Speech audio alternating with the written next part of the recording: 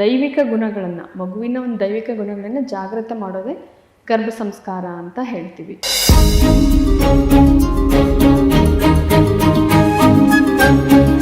ಗರ್ಭಿಣಿಯಲ್ಲಿ ಒಂದು ಮಗು ಬೆಳೀತಾ ಇರಬೇಕಾದ್ರೆ ತಾಯಿ ಏನು ಯೋಚನೆ ಮಾಡ್ತಾಳೆ, ತಾಯಿ ಏನು ಆಹಾರ ತಗೊಳ್ತಾಳೆ, ತಾಯಿ ಎನ್ವಿರಾನ್ಮೆಂಟ್ ಹೇಗಿರುತ್ತೆ, ತಾಯಿಯ ಬಿಲೀಫ್ ಸಿಸ್ಟಮ್ ಏನಿರುತ್ತೆ, ಪ್ರತಿಯೊಂದು ಅದು ಮಗುವಿಗೆ ಟ್ರಾನ್ಸ್ಫರ್ ಆಗ್ತಾ ಇರುತ್ತೆ.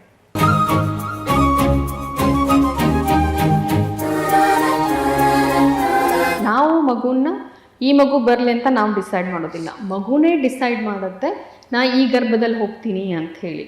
ಸೊ ಆವಾಗ ಒಂದು ಒಳ್ಳೆಯ ಮಗುವನ್ನು ನಾವು ಆಕರ್ಷಣೆ ಮಾಡ್ಕೋಬೇಕು ಅಂತಂತಂದರೆ ನಾವು ಆ ಸ್ಟೇಟಲ್ಲಿ ಇರಬೇಕು.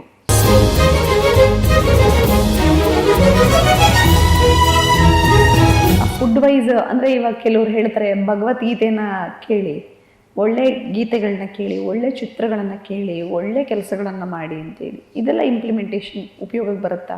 ನಾನು ಎಲ್ಲರಿಗೂ ಕಂಪಲ್ಸರಿ ಭಗವದ್ಗೀತೆನ ಕೇಳಬೇಕು ಅಂತ ಹೇಳ್ತೀನಿ. ನಾನೇನು ಹೇಳ್ತೀನಿ ಅಂತಂದರೆ, ನೀವು ಯಾವುದು ಟಿ ವಿ ಸೀರಿಯಲ್ಸ್ ನೋಡಬೇಡಿ, ರಾಮಾಯಣ ಮಹಾಭಾರತ ಸೀರಿಯಲ್ಸ್ ಯಾವ್ದು ನೋಡಬೇಡಿ, ಬಟ್ ಭಗವದ್ಗೀತೆಯನ್ನು ಕೇಳಬೇಕು. ನಿಮ್ಗೆ ಆದರೆ ನೀವು ಅದನ್ನು ಹೇಳಿ ಅದ್ರ ಜೊತೆ, ಇಲ್ಲ ಅಂತಂದರೆ ಸುಮ್ಮನೆ ಭಗವದ್ಗೀತೆಯನ್ನು ಕೇಳಿದ್ರೂ ಸಾಕಾಗುತ್ತೆ.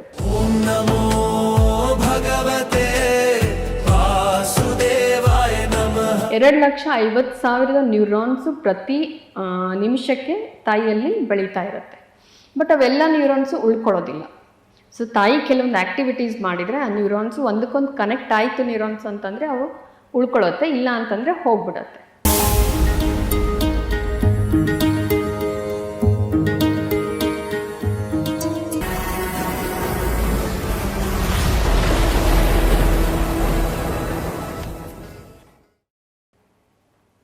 ಬೆಳೆಯುವ ಸಿರಿ ಮೊಳಕೆಯಲ್ಲಿ ಸ್ವಲ್ಪ ಬದಲಾಯಿಸ್ಕೊಳ್ಳೋಣ.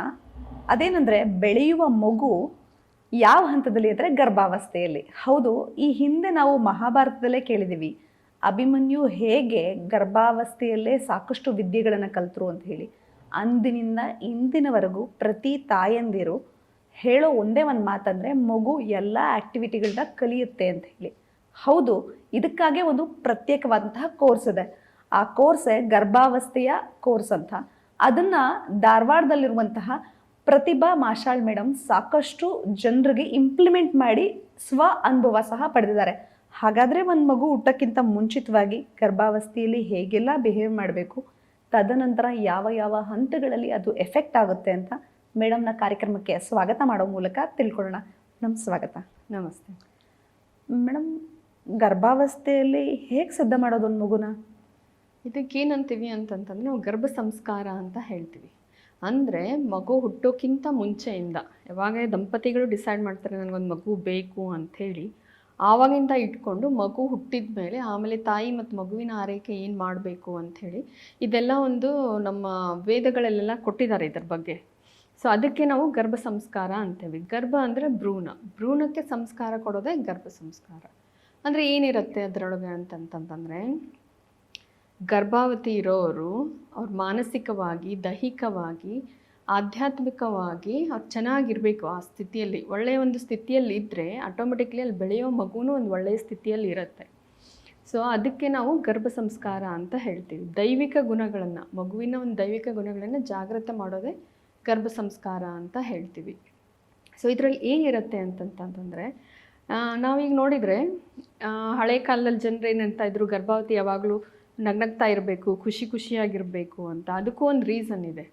ಯಾಕೆ ಅಂತಂತಂದರೆ, ಅಲ್ಲಿ ಆ ಗರ್ಭಿಣಿಯಲ್ಲಿ ಒಂದು ಮಗು ಬೆಳೀತಾ ಇರಬೇಕಾದ್ರೆ ತಾಯಿ ಏನು ಯೋಚನೆ ಮಾಡ್ತಾಳೆ, ತಾಯಿ ಏನು ಆಹಾರ ತಗೊಳ್ತಾಳೆ, ತಾಯಿ ಎನ್ವಿರಾನ್ಮೆಂಟ್ ಹೇಗಿರುತ್ತೆ, ತಾಯಿಯ ಬಿಲೀಫ್ ಸಿಸ್ಟಮ್ ಏನಿರುತ್ತೆ, ಪ್ರತಿಯೊಂದು ಅದು ಮಗುವಿಗೆ ಟ್ರಾನ್ಸ್ಫರ್ ಆಗ್ತಾ ಇರುತ್ತೆ. ಸೊ ಅದಕ್ಕೆ ನಾವು ಮೊದಲಿನ ಕಾಲದಲ್ಲಿ ನೋಡಿದರೆ 7-8 ಜನ 10 ಜನ ಇತ್ತು ಅಂತ ಹೇಳಿ ನೋಡಿದರೆ, ಆ ಪ್ರತಿಯೊಬ್ಬರು ಮಕ್ಕಳು ಬೇರೆ ಬೇರೆನೇ ಇರ್ತಾಯಿದ್ರು. ತಂದೆ ತಾಯಿಗಳು ಸೇಮ್ ಇದ್ದಾರೆ, ಬಟ್ ಮಕ್ಕಳು ಬೇರೆ ಬೇರೆ ಇದ್ದಾರೆ. ಇದು ಯಾಕೆ ಅಂತಂತಂದರೆ, ಆ ಒಂದು ಸ್ಟೇಜಲ್ಲಿ ಗರ್ಭಾವತಿ ಇರಬೇಕಾದ್ರೆ ತಾಯಿ ಏನು ಯೋಚನೆ ಮಾಡ್ತಾಳೆ, ತಾಯಿ ಏನು ಪರಿಸ್ಥಿತಿ ಇರುತ್ತೆ, ಅದ್ರ ಮೇಲೆ ಪ್ರತಿಯೊಂದು ಅವಲಂಬನೆ ಆಗಿರುತ್ತೆ. ಮೇಡಮ್, ಗರ್ಭ ಸಂಸ್ಕಾರ ಅಂದರೆ ಯಾವ ಹಂತದಲ್ಲಿ? ನೀವು ಹೇಳಿದ್ರಿ ಮಗುವಿನ ಆಲೋಚನೆ ಮಾಡಿದ ತಕ್ಷಣ ಯಾರೋ ಪೋಷಕರು ಇರ್ತಾರೆ, ಅವ್ರು ಸಜ್ಜಾಗಬೇಕು. ಹೇಗೆ ಸಜ್ಜಾಗಬೇಕು, ಆಕೆಯ ವಾತಾವರಣ ಹೇಗಿರಬೇಕು ಡೇ 1ಇಂದ? ಫಸ್ಟ್ ಏನು ಅಂತಂತಂದರೆ, ಈಗ ಒಂದು ಭೂಮಿಗೆ ನಾವು ಒಬ್ಬ ರೈತ ಒಂದು ಹೊಲ ಇದು ಮಾಡ್ತಾನಂತಂದರೆ ಫಸ್ಟ್ ಅದನ್ನೆಲ್ಲ ಕಳೆ ಎಲ್ಲ ತೆಗೆದು ಭೂಮಿಯನ್ನು ಕ್ಲೀನ್ ಮಾಡ್ತಾನೆ.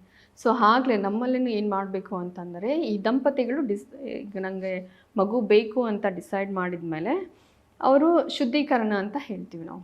ಸೊ ದೇಹದ ಶುದ್ಧೀಕರಣನೂ ಆಗಬೇಕು, ಮನಸ್ಸಿನ ಶುದ್ಧೀಕರಣನೂ ಆಗಬೇಕು. ಸೊ ಅದಾದಮೇಲೆ ನೆಕ್ಸ್ಟು ಗರ್ಭಧಾನ ಅಂತ ಹೇಳ್ತೀವಿ. ಸೊ ಪ್ರೆಗ್ನೆನ್ಸಿ, ಕನ್ಸೀವ್ ಆಗೋದು. ಸೊ ಈ ಕನ್ಸೀವ್ ಆದಮೇಲೆ ಫಸ್ಟ್ ಮಂತಿಂದ, ಅಂದರೆ ನಮಗೆ ಫಸ್ಟ್ ಮಂತ್ ಗೊತ್ತಾಗೋದಿಲ್ಲ, ಯಾವಾಗ ನಮ್ಮದು ಪೀರಿಯಡ್ ಮಿಸ್ ಆಗುತ್ತೆ ಅವಾಗ ನಮಗೆ ಇದು ನಮ್ಮ ಗರ್ಭ ನಿಂತಿದೆ ಅಂತ ಗೊತ್ತಾಗುತ್ತೆ. ಅವಾಗಿನಿಂದ ಟಿಲ್ 9 months ಏನು ಮಾಡಬೇಕು ಅನ್ನೋದನ್ನು ನಾನು ಹೇಳ್ತೀನಿ. ಮೇಡಮ್, ನೀವು ಅದನ್ನು ಎಕ್ಸ್ಪ್ಲೈನ್ ಮಾಡೋದಾದರೆ, ಮೊದಲನೇ ತಿಂಗಳು ನೀವು ಹೇಳಿದ್ರಿ ಶುದ್ಧೀಕರಣ ಆಂತರಿಕ ಮತ್ತು ಮಾನಸಿಕವಾಗಿ. ಯಾವ ರೀತಿ ಮೇಡಮ್ ಇದು ಶುದ್ಧೀಕರಣ, ದೇಹ ಶುದ್ಧೀಕರಣ ಅಂದರೆ ಒಂದು ಒಳ್ಳೆಯ ಮಗು ಬೇಕು ಅಂತಂತಂದರೆ, ಒಂದು ಫಲವತ್ತಾದ ಬೆಳೆ ಬರಬೇಕು ಅಂತಂದರೆ ಹೇಗೆ ನಾವು ಕ್ಲೀನ್ ಮಾಡ್ತೀವಲ್ಲ ಒಂದು ಹೊಲನ, ಅದೇ ರೀತಿ ನಾವು ತಗೊಳ್ಳೋ ಆಹಾರಗಳನ್ನು ಚೆನ್ನಾಗಿರಬೇಕು. ಅಂದರೆ ಒಂದು ಒಳ್ಳೆಯ ಒಂದು ಮಗು ಬರೋಕ್ಕೆ ಸಾಧ್ಯ ಆಗುತ್ತೆ. ಇದಿಷ್ಟೇ ಇದ್ದರೆ ಸಾಧ್ಯ ಆಗೋದಿಲ್ಲ, ನಮ್ಮ ಮನಸ್ಸು ಶುದ್ಧವಾಗಿರಬೇಕು. ಈಗ ಇನ್ನೊಂದೇನು ಹೇಳ್ತಾರೆ ಅಂತಂತಂದರೆ, ನಾವು ಮಗುನ ಈ ಮಗು ಬರಲಿ ಅಂತ ನಾವು ಡಿಸೈಡ್ ಮಾಡೋದಿಲ್ಲ, ಮಗುನೇ ಡಿಸೈಡ್ ಮಾಡುತ್ತೆ ನಾ ಈ ಗರ್ಭದಲ್ಲಿ ಹೋಗ್ತೀನಿ ಅಂಥೇಳಿ. ಸೊ ಆವಾಗ ಒಂದು ಒಳ್ಳೆಯ ಮಗುವನ್ನು ನಾವು ಆಕರ್ಷಣೆ ಮಾಡ್ಕೋಬೇಕು ಅಂತಂತಂದರೆ ನಾವು ಆ ಸ್ಟೇಟಲ್ಲಿ ಇರಬೇಕು. ನಾವು ಆ ಒಂದು ಎನ್ವಿರಾನ್ಮೆಂಟ್ ಮಗುವಿಗೆ ಕೊಟ್ಟರೆ ಒಂದು ದಿವ್ಯವಾದ ಮಗು ನಮ್ಮ ಗರ್ಭದಲ್ಲಿ ಬರೋಕ್ಕೆ ಸಾಧ್ಯವಾಗುತ್ತೆ. ಮೊದಲ ತಿಂಗಳು ಆಹಾರ ಅಂತ ಹೇಳಿದ್ರಿ, ಮೊದಲ ಶುದ್ಧೀಕರಣ ಅಂದರೆ ಆಹಾರದಲ್ಲಿ ಶುದ್ಧೀಕರಣ, ಮತ್ತು ಮಾತಿನಲ್ಲಿರ್ಬೋದು, ಸುತ್ತಮುತ್ತಲಿನ ವಾತಾವರಣ ಇರ್ಬೋದು, ಅದರಲ್ಲಿ ಶುದ್ಧೀಕರಣ ಅಂತ ಹೇಳಿದ್ರಿ. ಎವ್ರಿ ಮಂತನ್ನು ತಗೊಳ್ಳೋದಾದರೆ ಫಸ್ಟ್ ಮಂತ್ ಏನು, ಸೆಕೆಂಡ್ ಮಂತ್ ಏನು, ಯಾವಾಗ ನಮ್ಮ ಮಾತುಗಳು, ನಮ್ಮ ಆಲೋಚನೆಗಳನ್ನು ಅದು ಕೇಳೋಕ್ಕೆ ಶುರು ಮಾಡುತ್ತೆ, ಒಪ್ಪಿಕೊಳ್ಳೋಕೆ ಶುರು ಮಾಡುತ್ತೆ, ಅನುಸರಿಸೋಕ್ಕೆ ಶುರು ಮಾಡುತ್ತೆ? ಇದಕ್ಕಿಂತ ಮುಂಚೆ ಇನ್ನೊಂದು ಹೇಳೋಕ್ಕೆ ಇಷ್ಟಪಡ್ತೀನಿ ನಾನು. ಈ ಗರ್ಭ ಸಂಸ್ಕಾರ ಅಂತಂತಂದರೆ ಮಗುವಿನ ಎಲ್ಲ ಡೆವಲಪ್ಮೆಂಟ್ ಆಗಬೇಕು. ಎಲ್ಲ ಡೆವಲಪ್ಮೆಂಟ್ ಅಂದರೆ ಯಾವುದು? ಫಿಸಿಕಲ್ ಡೆವಲಪ್ಮೆಂಟ್, ಇಂಟೆಲಿಜೆನ್ಸ್, ಆಮೇಲೆ ಇಮೋಷ್ನಲ್ ಡೆವಲಪ್ಮೆಂಟ್ ಆಗಬೇಕು, ಮಗು ಸ್ಪಿರಿಚುವಲಿನೂ ಡೆವಲಪ್ಮೆಂಟ್ ಇರಬೇಕು.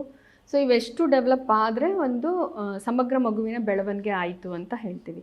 ಸೊ ಅದಕ್ಕೆ ಏನು ಮಾಡಬೇಕು ಅಂತಂದರೆ, ಯೂಶ್ವಲಿ ನಾವು ಏನು ಮಾಡ್ತಾರೆ ಅಂತಂತಂದರೆ, ನೀನು ಗರ್ಭಿಣಿ ಅಂತಂದರೆ ನೀನು ಜಾಸ್ತಿ ಊಟ ಮಾಡಬೇಕು, ಇಬ್ಬರು ಊಟ ಮಾಡಬೇಕು ಅಂತ ಹೇಳ್ತಾರೆ.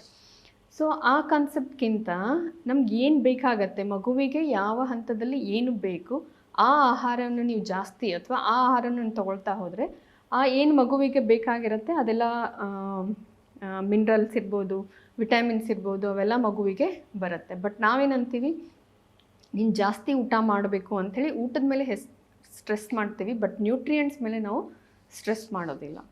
ಆಮೇಲೆ ಇನ್ನೊಂದೇನು ಅಂತಂತಂದರೆ, ಫಸ್ಟ್ ಟ್ರೈಮಸ್ಟರಲ್ಲಿ ಮಗುವಿಗೆ ಆಹಾರ ಬೇರೆಯೇ ಬೇಕಾಗಿರುತ್ತೆ, ಸೆಕೆಂಡಲ್ಲಿ ಬೇರೆ ಬೇಕಾಗುತ್ತೆ, ಥರ್ಡಲ್ಲಿ ಬೇರೆ ಬೇಕಾಗುತ್ತೆ. ಈಗ ಒಂದು ಎಕ್ಸಾಂಪಲ್ ಕೊಡೋದು ಅಂತಂತಂದರೆ, ಫೋಲಿಕ್ ಆ್ಯಸಿಡ್ ಅಂತ ಹೇಳ್ತೀವಿ. ಇದು ಫಸ್ಟ್ ಟ್ರೈಮಸ್ಟರು ತುಂಬ ಅಗತ್ಯವಾಗಿ ತಾಯಿಗೆ ಬೇಕಾಗಿರುತ್ತೆ. ಸೊ ಆ ರೀತಿ ಆಹಾರಗಳನ್ನು ತೆಗೆದುಕೊಳ್ಬೇಕಾಗತ್ತೆ. ಆ ಫುಡ್ ವೈಸ್ ಅಂದರೆ ಇವಾಗ ಕೆಲವ್ರು ಹೇಳ್ತಾರೆ, ಭಗವದ್ಗೀತೆನ ಕೇಳಿ, ಒಳ್ಳೆ ಗೀತೆಗಳನ್ನ ಕೇಳಿ, ಒಳ್ಳೆ ಚಿತ್ರಗಳನ್ನು ಕೇಳಿ, ಒಳ್ಳೆ ಕೆಲಸಗಳನ್ನು ಮಾಡಿ ಅಂತೇಳಿ, ಇದೆಲ್ಲ ಇಂಪ್ಲಿಮೆಂಟೇಷನ್ ಉಪಯೋಗಕ್ಕೆ ಬರುತ್ತಾ? ಹಾಂ, ಇನ್ನೊಂದೇನು ಅಂತಂತಂದರೆ, ತಾಯಿ ಏನು ಯೋಚನೆ ಮಾಡ್ತಿರ್ತಾಳೆ, ತಾಯಿ ಏನು ಭಾವನೆಗಳಿರುತ್ತೆ ಅದೆಲ್ಲ ಮಗುವಿಗೆ ಹೋಗ್ತಾ ಇರುತ್ತೆ. ಮಗುವಿನ ಒಂದು ಮೆದುಳಿನ ಬೆಳವಣಿಗೆ ಪ್ಲಸ್ ಮಗುವಿನಲ್ಲಿ ಏನೇನು ಸ್ಟೋರ್ ಆಗ್ತಾ ಇರುತ್ತೆ ಅದೆಲ್ಲ ತಾಯಿ ಏನು ವಿಚಾರ ಮಾಡ್ತಾಳೆ ಪ್ರತಿಯೊಂದು ಮಗುವಿಗೆ ಸ್ಟೋರ್ ಆಗ್ತಾ ಇರುತ್ತೆ. ಸೊ ಈ ಸಂದರ್ಭದಲ್ಲಿ ಆಮೇಲೆ ನ್ಯೂರಾನ್ಸ್ ಅಂತ ಹೇಳ್ತೀವಿ ನಾವು. ನ್ಯೂರಾನ್ಸ್ ಅಂತಂತಂದರೆ ನಮ್ಮ ಮೆಮರಿಯನ್ನು ಸ್ಟೋರ್ ಮಾಡುವಂಥ ಒಂದು ಕೆಪಾಸಿಟಿ ಇರುತ್ತೆ ಅದಕ್ಕೆ. ಸೊ ಈ ನ್ಯೂರಾನ್ಸ್ಗಳನ್ನು ಈ ಗರ್ಭಾವಸ್ಥೆಯಲ್ಲೇ ಬೆಳೀತಾ ಇರುತ್ತೆ. ಸೊ 2,50,000 ನ್ಯೂರಾನ್ಸು ಪ್ರತಿ ನಿಮಿಷಕ್ಕೆ ತಾಯಿಯಲ್ಲಿ ಬೆಳೀತಾ ಇರುತ್ತೆ. ಬಟ್ ಅವೆಲ್ಲ ನ್ಯೂರಾನ್ಸು ಉಳ್ಕೊಳ್ಳೋದಿಲ್ಲ. ಸೊ ತಾಯಿ ಕೆಲವೊಂದು ಆ್ಯಕ್ಟಿವಿಟೀಸ್ ಮಾಡಿದರೆ ಆ ನ್ಯೂರಾನ್ಸು ಒಂದಕ್ಕೊಂದು ಕನೆಕ್ಟ್ ಆಯಿತು ನ್ಯೂರಾನ್ಸ್ ಅಂತಂದರೆ ಅವು ಉಳ್ಕೊಳ್ಳುತ್ತೆ, ಇಲ್ಲ ಅಂತಂದರೆ ಹೋಗ್ಬಿಡತ್ತೆ. ಸೊ ಅದಕ್ಕೆ ತಾಯಿ ಏನಾದರೂ ಕೆಲಸ ಮಾಡ್ತಾ ಇರಬೇಕು, ಏನಾದರೂ ಆ್ಯಕ್ಟಿವಿಟಿ ಮಾಡ್ತಾ ಇರಬೇಕು. ಸೊ ಆವಾಗ ಆ ನ್ಯೂರಾನ್ಸ್ ಕನೆಕ್ಟ್ ಆಗ್ತಾ ಇರುತ್ತೆ. ತಾಯಿ ಏನಾದರೂ ಓದ್ತಾ ಇರಬೇಕು, ಮ್ಯೂಸಿಕ್ ಕೇಳಬೇಕು. ಮ್ಯೂಸಿಕ್ ಕೇಳಬೇಕು ಅಂತಂದರೆ ಎಲ್ಲ ಮ್ಯೂಸಿಕ್ ಕೇಳಿದರೆ ಅದು ಪ್ರಯೋಜನ ಆಗೋದಿಲ್ಲ. ಸೊ ಕೆಲವೊಂದು ಪರ್ಟಿಕ್ಯುಲರ್ ಮ್ಯೂಸಿಕ್ ಇದೆ, ಆ ಮ್ಯೂಸಿಕ್ಕಿನ ಕೇಳಿದರೆ ಆಟೋಮೆಟಿಕ್ಲಿ ತಾಯಿ ಕಾಮ್ ಆಗ್ತಾರೆ. ತಾಯಿ ಎಷ್ಟು ಕಾಮ್ ಕೂಲ್ ಅಂತ ಫೀಲಿಂಗಲ್ಲಿ ಇರ್ತಾರೆ, ಮಗುವೂ ತುಂಬ ಚೆನ್ನಾಗಿ ಬೆಳೆಯುತ್ತೆ, ಮಗುವೂ ಅದೇ ಒಂದು ಸ್ಟೇಟಲ್ಲಿ ಇರುತ್ತೆ. ಆಮೇಲೆ ಕೆಲವೊಂದು ಮಂತ್ರಗಳನ್ನು ಹೇಳಬೇಕು. ಮಂತ್ರಗಳಲ್ಲೂ ತುಂಬ ಶಕ್ತಿ ಇರುತ್ತೆ. ಯಾವ ಮಂತ್ರ ಹೇಳಬೇಕು, ಹೇಗೆ ಹೇಳಬೇಕು, ಯಾವಾಗ ಹೇಳಬೇಕು, ಸೊ ಅದನ್ನು ನಾನು ಹೇಳಿದ್ದೀನಿ. ಒಂದು ಎಕ್ಸಾಂಪಲ್ ಹೇಳಬೇಕು ಅಂದರೆ, ಬೆಳಗ್ಗೆ ಎದ್ದ ಕೂಡಲೇ ನಾವು ನಮ್ಮ ಮುಖಗಳನ್ನು ಕೈಗಳನ್ನು ನೋಡಿ ಕರಾಗ್ರೆ ವಸತಿ ಲಕ್ಷ್ಮಿ, ಕರ ಮಧ್ಯೆ ಸರಸ್ವತಿ ಅಂತ ಹೇಳ್ತೀವಿ. ಅಂದರೆ ನಮ್ಮ ಕೈಗಳಲ್ಲೂ ದೇವರಿದ್ದಾರೆ ಅಂತ ಹೇಳಿ. ಸೊ ಇದು ಬರೀ ಆಧ್ಯಾತ್ಮಿಕ ಅಲ್ಲ, ಇದ್ರೊಳಗೊಂದು ಕೆಲವೊಂದು ರೀಸನ್ಸು ಇದೆ. ಆಮೇಲೆ ಕೆಳಗೆ ಭೂಮಿ ಮೇಲೆ ಪಾದ ಇಡೋಕ್ಕಿಂತ ಮುಂಚೆ ಭೂಮಿಗೆ ನಮಸ್ಕರಿಸ್ಬೇಕು. ಯಾಕೆ ಅಂತಂದರೆ ಭೂಮಿ ತಾಯಿ ಅಂತ ಹೇಳ್ತೀವಿ ನಾವು ಭೂಮಿನ. ಸೊ ಆ ಒಂದು ಭಾವನೆ ನಮ್ಮಲ್ಲೂ ಬರಬೇಕು. ನಮ್ಮಲ್ಲೇ ಆ ಭಾವನೆ ಬಂತಂದರೆ ಆಟೋಮೆಟಿಕ್ಲಿ ಮಗುವಿನಲ್ಲೂ ಆ ಭಾವನೆಗಳನ್ನ ಬರುತ್ತೆ. ಈಗ ಸಂಸ್ಕಾರಗಳನ್ನ ನಾವು ಹೇಗೆ ಕೊಡೋಕ್ಕೆ ಸಾಧ್ಯ ಆಗತ್ತೆ ಮಗುವಿಗೆ ಹುಟ್ಟಿದ ಮೇಲೆ ಕೆಲವೊಬ್ರು ನಾವು ಅಂತೇಳಿ ಆವಾಗ ಸಂಸ್ಕಾರ ಕೊಡೋಣ ಅಂತ ಹೇಳ್ತಾರೆ. ಬಟ್ ಆವಾಗ ಕೊಡೋದಲ್ಲ, ಈಗಲೇ ನಾವು ಸ್ಟಾರ್ಟ್ ಮಾಡಬೇಕು. ಈಗಲೇ ಮಗು ಬೆಳೀತಾ ಇದೆ, ಮಗುವಿನ ಬ್ರೈನ್ ಬೆಳೀತಾ ಇದೆ, ಅದರೊಳಗೆಲ್ಲ ಇನ್ಫಾರ್ಮೇಷನ್ ಹೋಗ್ತಾ ಇದೆ. ಈಗಲೇ ನಾವು ಅವ್ರಿಗೆ ಒಂದು ಸಂಸ್ಕಾರ ಕೊಡ್ತಾ ಹೋಗಬೇಕು. ಇದಕ್ಕೆ ಗರ್ಭ ಸಂಸ್ಕಾರ ಅಂತ ಹೇಳಿರೋದು. ಮೇಡಮ್, ನೀವು ಹೇಳಿದ್ರಿ ಏನೇನು ಮಾಡಬೇಕು ಅಂತ ಹೇಳಿ. ಕೆಲವು ಕಡೆ ಇದು ಫೆಸಿಲಿಟಿ ಅಸಾಧ್ಯದ ವಿಚಾರ. ತಾಯಿ ಯಾವುದೋ ಕೋಪ ಮಾಡ್ಕೊಳ್ಳೋ ಯಾವುದೋ ವರ್ಕ್ ಎನ್ವೈರ್ಮೆಂಟಲ್ಲಿ ಇರ್ತಾಳೆ, ಮನೆ ಎನ್ವೈರ್ಮೆಂಟಲ್ಲಿ ಇರ್ತಾರೆ. ನಿಮ್ಮ ಹತ್ರ ಬಂದು ಕೆಲವರು ಕೇಳಿದ್ದಾರೆ ಅಂತ ನೀವು ಹೇಳಿದಿರಿ. ತುಂಬ ಜನ ಬಂದು ಕೇಳಿದ್ದಾರೆ, ಪೇರೆಂಟ್ಸ್ ಮಗು ಕಿರ್ಚುತ್ತೆ, ಹೇಳಿದ ಮಾತು ಕೇಳಲ್ಲ ಅಂತ ಹೇಳಿ. ಇದೆಲ್ಲ ಗರ್ಭಾವಸ್ಥೆಯ ಎಫೆಕ್ಟಾ? ಹೌದು. ನಾನೊಂದು ಎಕ್ಸಾಂಪಲ್ ಹೇಳೋಕ್ಕೆ ಇಷ್ಟಪಡ್ತೀನಿ. ಈಗ ಯಾವುದಾದ್ರು ಸ್ಕೂಲಲ್ಲಿ ಹೋಗಿ ನೀವು ಚಿಕ್ಕ ಮಕ್ಕಳು ಇನ್ನೂ ಅವರು LKG UKG ಇರ್ತಾರೆ. ಬಟ್ ಕೆಲವೊಂದು ಮಕ್ಳು ಏನಿರ್ತದೆ, ಬೇರೆಯವ್ರಿಗೆ ಚೂಟೋದು, ಹೊಡೆಯೋದು, ಸುಮ್ಮನೆ ಮಾಡ್ತಿರ್ತಾರೆ. ಬಟ್ ಇವ್ರಿಗೆ ಹೋಗಿ ನೀವು ಅವ್ರ ತಾಯಿ ಕೇಳಿದರೆ, ಈ ಪ್ರೆಗ್ನೆನ್ಸಿ ಟೈಮಲ್ಲಿ ಏನಾಗಿತ್ತು ಅಂತ ಕೇಳಿದರೆ, ಏನೋ ಒಂದು ಸಣ್ಣ ಡಿಸ್ಟರ್ಬೆನ್ಸ್ ಏನೋ ಆಗಿರುತ್ತೆ ಅವ್ರಿಗೆ. ಸೊ ಆದ ಇಫೆಕ್ಟು ಮಗುವಿನ ಮೇಲೆ ಬಿದ್ದಿರೋದ್ರಿಂದ ಮಗು ಹಾಗೆ ಮಾಡ್ತಾ ಇರುತ್ತೆ. ಬಟ್ ಈ ಗರ್ಭ ಸಂಸ್ಕಾರ ಮಾಡಿದರು ಅಂತಂತಂದರೆ, ಈಗ ನಮ್ದು ಏನಾಗಿದೆ ಅಂತಂದರೆ, ಈ ಸಿಚುವೇಷನಲ್ಲಿ ನಾನು ಹೇಳೋಕ್ಕಾಗಲ್ಲ ನೀವು ಶಾಂತ ಇರ್ರಿ, ಸಮಾಧಾನ ಇರ್ರಿ, ಯಾವಾಗಲೂ ನಗ್ನಗ್ತಾ ಇರ್ರಿ, ಖುಷಿಯಾಗಿರ್ರಿ ಅಂತ ಹೇಳೋಕ್ಕೆ ಸಾಧ್ಯ ಆಗೋದಿಲ್ಲ. ಯಾಕಂತಂದರೆ ನಮ್ಮದು ಲೈಫೇ ಫುಲ್ ಸ್ಟ್ರೆಸ್ಫುಲ್ ಲೈಫ್ ಆಗಿದೆ. ಆಮೇಲೆ ಇವನ್ ವರ್ಕಿಂಗ್ ವುಮೆನ್ ಇದ್ದರೆ ಇನ್ನೂ ಅವರಿಗೆ ಸ್ಟ್ರೆಸ್ ಇನ್ನೂ ಜಾಸ್ತಿ ಆಗುತ್ತೆ. ಸೊ ಈ ಸಂದರ್ಭದಲ್ಲಿ ನಾವು ಹೇಗೆ ಕಾಮ್ ಇರಬೇಕು, ತಾಯಂದಿರು ಹೇಗೆ ಕೂಲ್ ಇರಬೇಕು, ಸೊ ಅದನ್ನು ಹೇಳ್ಕೊಡೋದೇ ಇದು ನಂದು ಒಂದು ಮೇನ್ ಉದ್ದೇಶ. ಸೊ ನಮ್ಗೆ ಯಾವುದೇ ಒಂದು ಸಿಚುವೇಶನ್ ಬಂದ್ರೂ ಅದರೊಳಗೆ ನಾವು ಎಷ್ಟು ಕಾಮ್ ಇರೋಕ್ಕೆ ಸಾಧ್ಯ ಇದೆ, ಅದನ್ನು ಹೇಗೆ ನಾವು ನಿಭಾಯಿಸ್ಬೋದು ಅಂಥೇಳಿ. ಯಾಕಂತಂದರೆ ಈ ಸ್ಟ್ರೆಸ್ ಲೆವೆಲ್ ಜಾಸ್ತಿ ಆಯಿತು ಅಂತಂತಂದರೆ ಆಮೇಲೆ ನಮ್ಮ ಪ್ರೆಗ್ನೆನ್ಸಿಯಲ್ಲಿ ಡಿಲಿವರಿಯಲ್ಲಿನೂ ನಮಗೆ ಕಾಂಪ್ಲಿಕೇಶನ್ಸ್ ಸ್ಟಾರ್ಟ್ ಆಗುತ್ತೆ. ಸೊ ಆದಷ್ಟು ತಾಯಿ ಕಾಮ್ ಆ್ಯಂಡ್ ಕೂಲ್ ಇರಬೇಕು. ಅದಕ್ಕೆ ಏನೇನು ಮಾಡಬೇಕು, ಮೆದುಳಿನ ಬೆಳವಣಿಗೆ ಡೆವಲಪ್ಮೆಂಟ್ ಆಗ್ತಾ ಇದೆ ಅಂತ ಹೇಳ್ತಾ ಇದ್ದೀನಿ. ಸಂಸ್ಕಾರಗಳನ್ನು ಈಗಲೇ ಕೊಡಬೇಕು. ಅದನ್ನು ಹೇಗೆ ಕೊಡಬೇಕು, ಅದನ್ನು ಏನು ಮಾಡ್ಬೋದು, ಹೇಗೆ ಕೊಡ್ಬೋದು ಅಂತ ಒಂದು ಪ್ರಯತ್ನವನ್ನು ಮಾಡ್ತಾ ಇದ್ದೀನಿ. ಮೇಡಮ್, ಸಾಕಷ್ಟು ಜನ ಗರ್ಭರಕ್ಷಾ ಸ್ತೋತ್ರಗಳನ್ನ ತುಂಬ ಕೇಳ್ತಾರೆ, ಅದು ರಕ್ಷಣೆ ಮಾಡುತ್ತೆ ಅಂತ. Is it work? ಹಾಂ, ಹೌದು, ತುಂಬ ರಕ್ಷಣೆ ಮಾಡುತ್ತೆ, ತುಂಬ ಹೆಲ್ಪ್ ಆಗುತ್ತೆ. ಇದು ಒಂದು ಏನು ಅಂತಂತಂದರೆ ಆ ವೈಬ್ರೇಷನ್ಸು ನಮ್ಗೆ ಹೆಲ್ಪ್ ಮಾಡುತ್ತೆ. ಪ್ಲಸ್ ಅದು ಕೇಳೋದ್ರಿಂದ, ಅದನ್ನು ಇದು ಮಾಡೋದ್ರಿಂದ ನಾವು ಶಾಂತ ಸ್ಟೇಟಲ್ಲಿ ಬಂದುಬಿಡ್ತೀವಿ ನಾವು. ಸೊ ಅದು ತುಂಬ ಹೆಲ್ಪ್ ಆಗುತ್ತೆ. ನಾವು ಒಂದು ನಿಮಿಷ, ನಾವು ಕಾಮ್ ಆ್ಯಂಡ್ ಕೂಲ್ ಇದ್ದಾಗ ಹ್ಯಾಪಿ ಹಾರ್ಮೋನ್ಸ್ ಅಂತ ಹೇಳ್ತೀವಿ ನಾವು. ಆಕ್ಸಿಟಾಕ್ಸಿನ್ ರಿಲೀಸ್ ಆಗುತ್ತೆ, ಹ್ಯಾಪಿ ಹಾರ್ಮೋನ್ ರಿಲೀಸ್ ಆಗುತ್ತೆ. ಆಟೋಮೆಟಿಕ್ಲಿ ಆ ಹಾರ್ಮೋನ್ಸ್ ಮಗುವಿಗೆ ಹೋಗುತ್ತೆ, ಮಗುವೂ ಶಾಂತ, ಕೂಲ್, ಸಮಾಧಾನವಾಗಿ ಇರ್ತಾರೆ. ಆಮೇಲೆ ಇನ್ನೊಂದು ನೀವು ಕೇಳಿದ್ರಿ ಭಗವದ್ಗೀತೆ ಅಂಥೇಳಿ. ನಾನು ಎಲ್ಲರಿಗೂ ಕಂಪಲ್ಸರಿ ಭಗವದ್ಗೀತೆನ ಕೇಳಬೇಕು ಅಂತ ಹೇಳ್ತೀನಿ.